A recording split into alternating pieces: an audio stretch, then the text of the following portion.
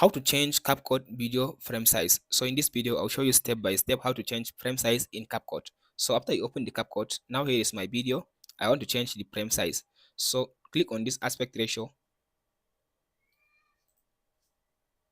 So after you click on this aspect ratio, here it will give you option. So here is the option. So if you want, you can click on this custom to fill in your specific frame size that you want to use. But if you want to use the video for like your shorts, just scroll to down and click on this 9 by 16.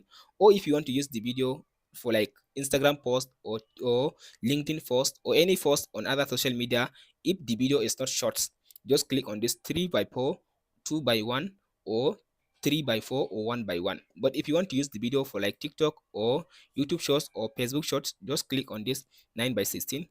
So after you click on this 9 by 16, just select the video and go to this video section, basics, and click on this scale button to the video and scale the video to fill in the screen.